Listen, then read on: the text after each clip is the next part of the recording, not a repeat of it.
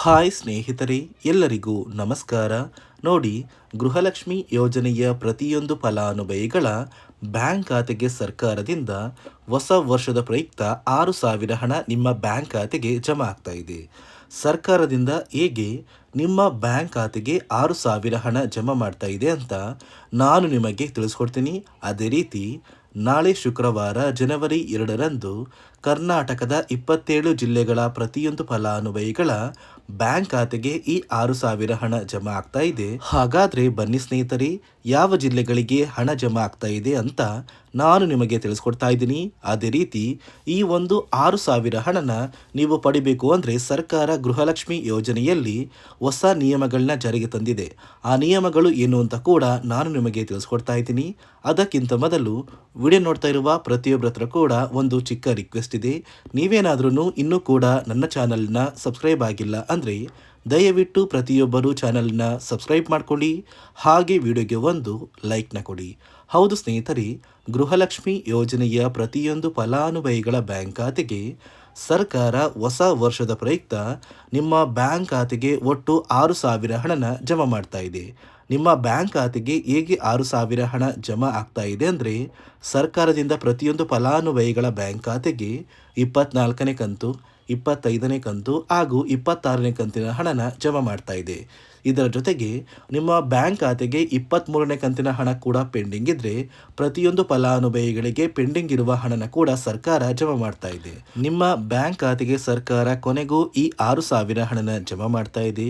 ಜೊತೆಗೆ ಪೆಂಡಿಂಗ್ ಇರುವಂತಹ 23ನೇ ಕಂತಿನ ಹಣ ಕೂಡ ನಿಮ್ಮ ಬ್ಯಾಂಕ್ ಖಾತೆಗೆ ಬರ್ತಾ ಇದ್ದು, ಕರ್ನಾಟಕದ 27 ಜಿಲ್ಲೆಗಳ ಪ್ರತಿಯೊಂದು ಫಲಾನುಭವಿಗಳಿಗೆ ಸರ್ಕಾರ ಈ ಒಂದು ಹಣನ ಜಮಾ ಮಾಡ್ತಾ ಇದ್ದು, ಯಾವ ಜಿಲ್ಲೆಗಳ ಫಲಾನುಭವಿಗಳಿಗೆ ಹಣ ಬರ್ತಾ ಇದೆ ಅಂತ ನಾನು ನಿಮಗೆ ತಿಳಿಸ್ಕೊಡ್ತಾ ಇದ್ದೀನಿ.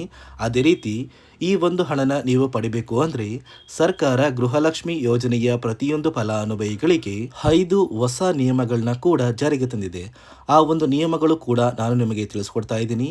ಅದಕ್ಕಿಂತ ಮೊದಲು ನೋಡಿ, ಯಾವ ಜಿಲ್ಲೆಗಳಿಗೆ ಹಣ ಬರ್ತಾ ಇದೆ ಅಂದರೆ, ಮೊದಲಿಗೆ ಬಾಗಲಕೋಟೆ, ಬೆಳಗಾವಿ, ವಿಜಯಪುರ, ಧಾರವಾಡ, ಗದಗ, ಹಾವೇರಿ, ಉತ್ತರ ಕನ್ನಡ, ಬೆಂಗಳೂರು ನಗರ, ಬೆಂಗಳೂರು ಗ್ರಾಮಾಂತರ, ರಾಮನಗರ, ಚಿಕ್ಕಬಳ್ಳಾಪುರ, ಚಿತ್ರದುರ್ಗ, ದಾವಣಗೆರೆ, ಕೋಲಾರ, ಶಿವಮೊಗ್ಗ, ತುಮಕೂರು, ಬಳ್ಳಾರಿ, ಬೀದರ್, ಕಲಬುರಗಿ, ಕೊಪ್ಪಳ, ರಾಯಚೂರು, ಯಾದಗಿರಿ, ವಿಜಯನಗರ, ಚಾಮರಾಜನಗರ, ಚಿಕ್ಕಮಗಳೂರು, ದಕ್ಷಿಣ ಕನ್ನಡ, ಹಾಸನ, ಕೊಡಗು, ಮಂಡ್ಯ, ಮೈಸೂರು ಮತ್ತು ಉಡುಪಿ ಈ 27 ಜಿಲ್ಲೆಗಳ ಪ್ರತಿಯೊಂದು ಫಲಾನುಭವಿಗಳಿಗೆ ಸರ್ಕಾರದಿಂದ ಹೊಸ ವರ್ಷದ ಪ್ರಯುಕ್ತ ನಿಮ್ಮ ಬ್ಯಾಂಕ್ ಖಾತೆಗೆ 24ನೇ ಕಂತು, 25ನೇ ಕಂತು ಹಾಗೂ 26ನೇ ಕಂತಿನ ಹಣನ ಕೂಡ ಸರ್ಕಾರ ನಿಮ್ಮ ಬ್ಯಾಂಕ್ ಖಾತೆಗೆ ಜಮಾ ಮಾಡ್ತಾ ಇದೆ.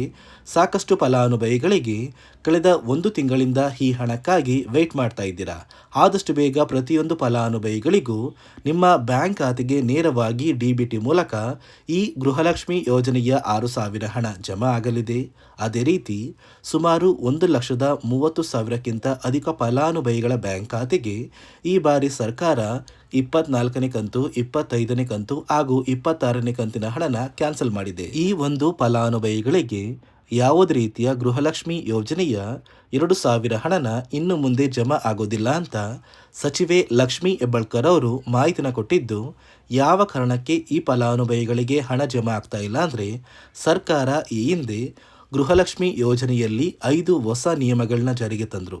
ಆ 5 ನಿಯಮದ ಆಧಾರದ ಮೇಲೆ ಫಲಾನುಭವಿಗಳ ಬ್ಯಾಂಕ್ ಖಾತೆಗೆ ಈ ಗೃಹಲಕ್ಷ್ಮಿ ಯೋಜನೆಯ 3 ತಿಂಗಳ 6,000 ಹಣನ ಜಮಾ ಮಾಡ್ತಾ ಇದ್ದಾರೆ. ಹಾಗಾದ್ರೆ ಬನ್ನಿ ವೀಕ್ಷಕರೇ, ಆ 5 ನಿಯಮಗಳು ಏನು ಮತ್ತು ಈ ನಿಯಮಗಳನ್ನ ನೀವು ಕಡ್ಡಾಯವಾಗಿ ಪಾಲಿಸಬೇಕಾ ಅಥವಾ ಪಾಲಿಸಬಾರ್ದಾ ಅಂತ ನಾನು ನಿಮಗೆ ತಿಳಿಸ್ಕೊಡ್ತಾ ಇದ್ದೀನಿ. ನೋಡಿ ವೀಕ್ಷಕರೇ, ಸರ್ಕಾರ ಜಾರಿಗೆ ತಂದಿರುವ ನಿಯಮಗಳಲ್ಲಿ ಮೊದಲನೆಯ ಒಂದು ನಿಯಮ ಬಂದು, ಗೃಹಲಕ್ಷ್ಮಿ ಯೋಜನೆಯ ಪ್ರತಿಯೊಂದು ಫಲಾನುಭವಿಗಳು ಯಾರೆಲ್ಲ ಇದ್ದೀರಾ, ನಿಮ್ಮ ಮನೆಯ ಪ್ರತಿಯೊಂದು ಸದಸ್ಯರ ಆಧಾರ್ ಕಾರ್ಡ್ ಏನಿದೆ, ಆ ಒಂದು ಆಧಾರ್ ಕಾರ್ಡ್ನ ನೀವು ಹೊಂದಿರುವಂತಹ ಒಂದು ರೇಷನ್ ಕಾರ್ಡ್ಗೆ ಕಡ್ಡಾಯವಾಗಿ ಲಿಂಕ್ ಮಾಡಿಸ್ಬೇಕು.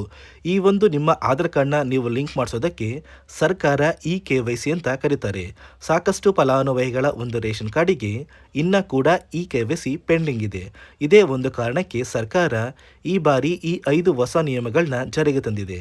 ಅದೇ ರೀತಿ ಎರಡನೆಯ ಒಂದು ನಿಯಮ ಬಂದು ಸಾಕಷ್ಟು ಮಹಿಳೆಯರು ಅಂದ್ರೆ ಗೃಹಲಕ್ಷ್ಮಿ ಯೋಜನೆಯ ಫಲಾನುಭವಿಗಳು ಯಾರೆಲ್ಲ ಇದ್ದೀರಾ, ನಿಮ್ಮ ಒಂದು ಆಧಾರ್ ಕಾರ್ಡ್ ಏನಾದ್ರೂ 15 ವರ್ಷ ಅಥವಾ 15 ವರ್ಷಕ್ಕಿಂತ ಹೆಚ್ಚಿಗೆ ಹಳೆದಾಗಿದ್ರೆ ನಿಮ್ಮ ಒಂದು ಆಧಾರ್ ಕಾರ್ಡ್ನ ಆದಷ್ಟು ಬೇಗ ನೀವು ಅಪ್ಡೇಟ್ ಮಾಡಿಸ್ಬೇಕು. ಯಾರೆಲ್ಲ ನಿಮ್ಮ ಒಂದು ಆಧಾರ್ ಕಾರ್ಡ್ನ ಇನ್ನೂ ಕೂಡ ಅಪ್ಡೇಟ್ ಮಾಡಿಸಿಲ್ಲ, ಇಂತಹ ಫಲಾನುಭವಿಗಳಿಗೆ ಗೃಹಲಕ್ಷ್ಮಿ ಹಣ ಕೂಡ ಕ್ಯಾನ್ಸಲ್ ಆಗ್ತಾ ಇದೆ.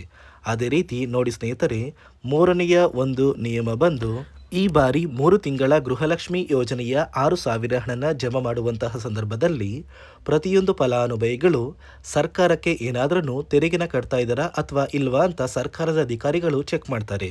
ಒಂದು ವೇಳೆ ನೀವು ಸರ್ಕಾರಕ್ಕೆ ತೆರಿಗೆನ ಕಟ್ತಾ ಇರೋದು ತಿಳಿದು ಬಂದರೆ ನಿಮಗೆ ಗೃಹಲಕ್ಷ್ಮಿ ಯೋಜನೆಯ ಹಣನ ಸರ್ಕಾರ ಕ್ಯಾನ್ಸಲ್ ಮಾಡುತ್ತೆ ಮತ್ತು ಇನ್ನು ಮುಂದೆ ಗೃಹಲಕ್ಷ್ಮಿ ಯೋಜನೆಯ ಯಾವುದೇ ರೀತಿಯ ಒಂದು ಹಣ ನಿಮ್ಮ ಒಂದು ರೇಷನ್ ಕಾರ್ಡ್ಗೆ ಸಿಗ್ತಾ ಇದೆಯಲ್ಲ, ಆ ಒಂದು ಹಣ ಸಿಗೋದಿಲ್ಲ. ಮತ್ತೆ ವೀಕ್ಷಕರೇ, ನಾಲ್ಕನೆಯ ಒಂದು ನಿಯಮ ಬಂದು ಸರ್ಕಾರದಿಂದ ಬರುವಂತಹ ಒಂದು ರೇಷನ್ನ ಕಳೆದ 3 ತಿಂಗಳಿಂದ ಅಂದರೆ ಉಚಿತವಾಗಿ ಸಿಗುವಂತಹ ಆಹಾರ ಪದಾರ್ಥಗಳು ಏನಿದೆ, ಆ ಒಂದು ಆಹಾರ ಪದಾರ್ಥಗಳನ್ನ ನೀವು ಕಳೆದ 3 ತಿಂಗಳಿಂದ ಪಡ್ಕೊಂಡಿಲ್ಲ ಅಂದರೆ ನಿಮ್ಮ ಬ್ಯಾಂಕ್ ಖಾತೆಗೆ ಗೃಹಲಕ್ಷ್ಮಿ ಯೋಜನೆಯ ಹಣ ಜಮಾ ಆಗೋದಿಲ್ಲ. ಸ್ನೇಹಿತರೆ, ಐದನೆಯ ಒಂದು ನಿಯಮ ಬಂದು ನಿಮ್ಮ ಒಂದು ಕುಟುಂಬದ ವಾರ್ಷಿಕ ಆದಾಯ 7 ಲಕ್ಷಕ್ಕಿಂತ ಕಡಿಮೆ ಇರಬೇಕು. ಒಂದು ವೇಳೆ ಕುಟುಂಬದ ವಾರ್ಷಿಕ ಆದಾಯ 7 ಲಕ್ಷಕ್ಕಿಂತ ಜಾಸ್ತಿ ಇದ್ದರೆ ನಿಮ್ಮ ಬ್ಯಾಂಕ್ ಖಾತೆಗೆ ಗೃಹಲಕ್ಷ್ಮಿ ಯೋಜನೆಯ ಹಣ ಬರೋದಿಲ್ಲ.